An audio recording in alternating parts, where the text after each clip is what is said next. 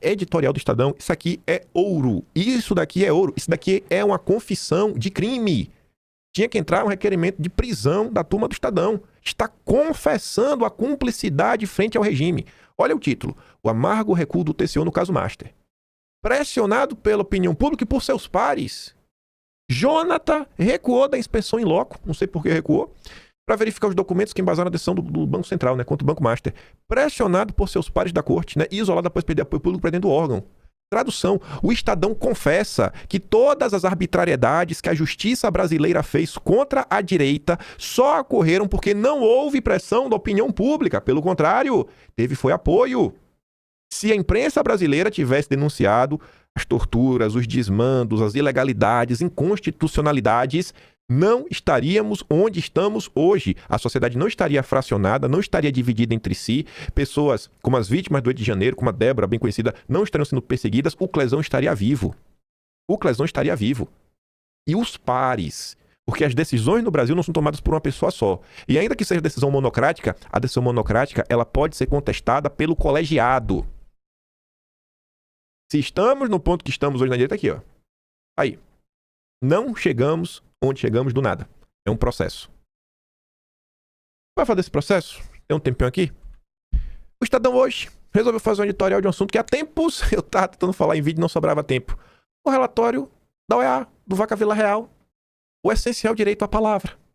Na maior cara de pau, com ser vergonhice, o Estadão vem, né? A liberdade de expressão não é acessória da democracia. Tampouco a concessão do Estado aos cidadãos. Aí dizia, ó, é com esse espírito que deve ser do relatório, né, da Comissão Interamericana de Direitos Humanos, do Vaca Vila Real. Aí vem lá, o documento reconhece o golpismo, mas, né, o CID alerta para o uso reiterado de medidas judiciais de caráter excepcional e seus potenciais efeitos corrosivos sobre a liberdade de expressão. O diagnóstico é claro. A defesa da democracia não pode servir de pretexto para restrições desproporcionais que desbordam em censura. O Estadão defendeu isso. E com a maior cara de pau agora, vem defender que tem que ter liberdade. O relatório, blá blá blá blá, não fecha os olhos para a concentração excessiva de poder na corte e para a transformação de medidas emergenciais em mecanismo permanente de controle do debate público. Precedentes criados em contextos excepcionais, lembram a Comissão Internacional de Direitos Humanos, podem ser utilizados no futuro por governos ou maioria circunstanciais menos comprometidos com os princípios democráticos. Esse risco se materializa de forma particularmente preocupante no interminável inquérito das fake news, apoiado pela imprensa, porque era importante, período excepcional. Prestes a completar 7 anos, o inquérito segue aberto por tempo indeterminado, considerando poderes investigativos, acusatórios e decisórios na mão de Dom Pedro III, sem balizas claras e sem perspectiva concreta de encerramento. Trata-se de uma anomalia institucional em tudo incompatível com o devido processo legal e com a segurança jurídica que se espera de qualquer democracia madura. Mas isso daqui não impacta o risco Brasil. Só o Banco Master. Chama atenção ainda para a necessidade de distinguir com clareza condutas ilícitas de críticas legítimas aos poderes, sobretudo quando estão em jogo manifestações políticas e a atuação de jornalistas profissionais. Restrições cautelares à liberdade de expressão e de imprensa, como já impôs o Supremo, devem ser proporcionais e temporárias quando indispensáveis. O prolongamento definido de investigações, não raro sigilosas, alimenta a incerteza e fragiliza a confiança nas instituições democráticas, em particular no próprio Supremo.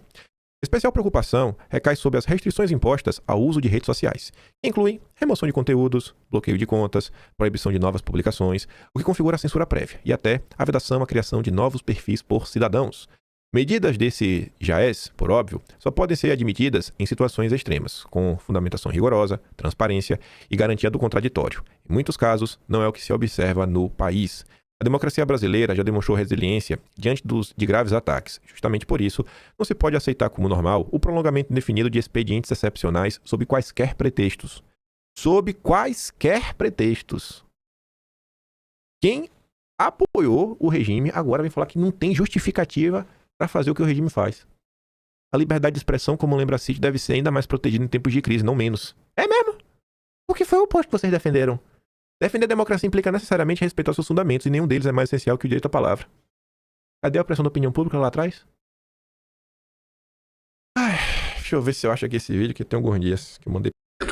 Da trama golpista, está se referindo a ordens de censura prévia e derrubada de perfis sob sigilo judicial, que parecem ser as dezenas que acontecem.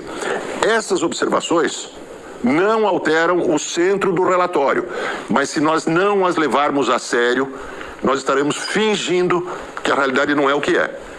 A OEA está apontando um problema, que é a concentração de poderes no Supremo e medidas excepcionais se tornarem normais. O Brasil precisa ouvir isso, porque o Supremo é um dos poderes da República, não é o imperador da República.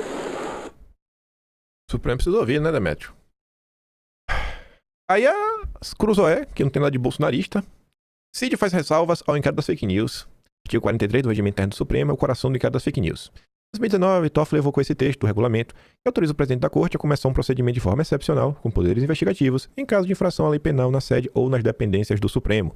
Graças a Toffoli, a norma interna passou a ser aplicada a todo e qualquer brasileiro em qualquer lugar, com a desculpa que agora é possível cometer crimes dentro do tribunal por vias digitais. Ah, danadinho. No relatório sobre a situação da liberdade de expressão, discute-se a aplicação desse artigo 43. De início, a CID traz as desculpas dadas pelo Estado brasileiro. Em resposta às críticas do suposto excesso, o Estado brasileiro informou à relatoria que o artigo 43, que é citado como conferindo essa autoridade ao Supremo, tem força e eficácia de norma jurídica, uma vez que o regimento foi considerado como recepcionado ou compatível pela Constituição de 88. O Estado também informou que a aplicação do artigo 43 foi motivada pela natureza grave e excepcional da incitação ao fechamento do Supremo, é aquela balela. Em seguida, a CID critica essa interpretação ampla, falando, por outro lado, a interpretação dada pelo Supremo a este artigo, a fim de exercer sua jurisdição sobre as publicações na internet como se elas estivessem incluídas no conceito de sede do tribunal, gerou controvérsia no Brasil. Embora essa interpretação possa ser justificada pela gravidade excepcional invocada pelo Estado, a relatoria enfatiza a necessidade de garantir que o uso desses mecanismos coercitivos extraordinários não restrinja as críticas legítimas dos cidadãos ao tribunal, nem interprete ou trate tais críticas como um ataque à instituição. Nesse sentido, as autoridades que exercem poderes significativos devem demonstrar um grau particularmente elevado de tolerância à crítica, com atenção à proporcionalidade. Esse dever é acentuado quando questões de importância primordial estão sendo decididas pelo tribunal, sabe? Porque quando é uma pauta muito importante, né, que o tribunal está decidindo, aí as críticas vão aumentar, porque é um assunto de ampla comoção. E é nesse momento que o tribunal tem que ficar ainda mais calmo. Tentativa de golpe não justifica a censura. Vaca Vila Real entendeu que não faz sentido algum, né, argumentar que a repressão à liberdade de expressão foi necessária para pedir um golpe. Isso porque a censura é anterior ao vandalismo na sede dos três poderes. O inquérito das fake news começou em 2019. Na página 64 do relatório lê-se: embora a organização de crimes graves, como atos que visavam atentar contra as instituições, exija uma resposta do Estado, o Poder Judiciário deve ter cuidado para não expandir o escopo destas limitações extraordinárias para sancionar opiniões políticas legítimas. Nesse contexto, a relatoria chama atenção para os desafios de longa data do Brasil, em distintos órgãos do Poder Judiciário, no que diz respeito às restrições à expressão de pessoas defensoras de direitos humanos, jornalistas e ativistas políticas. Esses desafios são anteriores à investigação de um possível golpe. Feito em 2019. Esses desafios são anteriores. Tem nada a ver com o 8 de janeiro. O Poder Judiciário deve se esforçar para criar precedentes que busquem ativamente diferenciar entre esses comportamentos ilícitos e críticas legítimas. Esse trecho final mostra que o Barroso não conseguiu enganar o Vaca Vila Real. O Paulo Figueiredo, na época, fez um breve resumo de alguns pontos, falando: saiu tão esperado, demorado o relatório, alguns apontamentos preliminares importantes. Aí diz, né? De maneira geral, o relatório é mais positivo do que antecipado. O texto afirma de forma clara que o Estado, inclusive o Supremo, não pode restringir a liberdade de expressão com base em conceitos vagos como desordem informacional e desinformação. Trecho central. Para a relatoria, conceitos como desordem informacional, informação gravemente descontextualizada não são categorias suficientemente explícitas para atender aos requisitos de legalidade na restrição da liberdade de expressão. E vai além. A relatoria desaconselha expressamente a criação de crimes ou sanções baseadas em desinformação dada a natureza ambígua do conceito. Desordem informacional foi usado nas eleições de 2022. Aí eu te pergunto, tu já pensou se eu começasse esse tópico por esses tweets do Paulo Figueiredo? Aí como é que ia ficar? Porque essa foi a reação de parte da direita, né? Olha lá. Tomou um pau, a OEA não comprou, não falou isso, não falou aquilo, aí agora tá querendo dourar a pílula. Mas aí você vê, né, que o Estadão reconhece que o Supremo passou do limite e que o relatório denuncia isso. O Demetrio Magnório fala que o relatório denuncia que o Supremo passou do limite. A Cruzoé fala que o relatório aponta que o Supremo passou do limite. Eu tenho certeza que o Paulo Figueiredo sabe do que eu tô falando, porque se ele ler os comentários que ele recebeu, um monte de gente jogando pedra nele. O relatório também critica duramente a falta de definições claras sobre o que seria discurso de ódio, apontamento que essa imprecisão tem servido para limitar injustificadamente o debate público, cita inclusive caso concreto envolvendo a ordem do Supremo para a remoção de artigos jornalísticos Sob argumento de combate ao discurso de ódio e à subversão da ordem democrática, conteúdo que depois precisou ser restaurado após forte reação pública e acusações de censura, que envolve muito mais a Cruzoé, lá em 2019. Outro ponto citado, não basta afirmar que a liberdade de expressão pode ser limitada. O Estado tem dever de demonstrar como a conduta se enquadra na lei, respeitar o devido processo legal, inclusive, ouvindo o indivíduo censurado, apresentar fundamentação clara, específica e proporcional. Eu acho que esses deveres não foram cumpridos. Não vou ler esse texto, é pelo tempo aqui, mas como está pequeno o texto do Paulo, se você quiser dar uma pausa aí, você pausa e lê.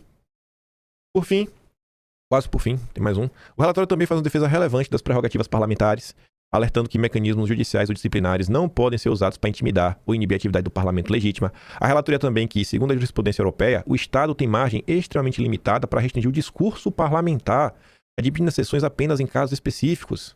E a gente viu muitos parlamentares sendo censurados e presos, como Daniel Silveira. Conclusão. O relatório não é perfeito, mas traz críticas claras, técnicas e internacionais às práticas que temos denunciado há anos. Certamente poderá servir como base para novas ações, tanto internas quanto externas. E aí cabe também, em especial, a classe política, por ter o mandato, a caneta, a representatividade e o dinheiro para fazer isso, não vai poder cobrar do povo, que pegue isso, bote debaixo do braço e rode o Brasil, o mundo, denunciando o que precisa ser denunciado, né?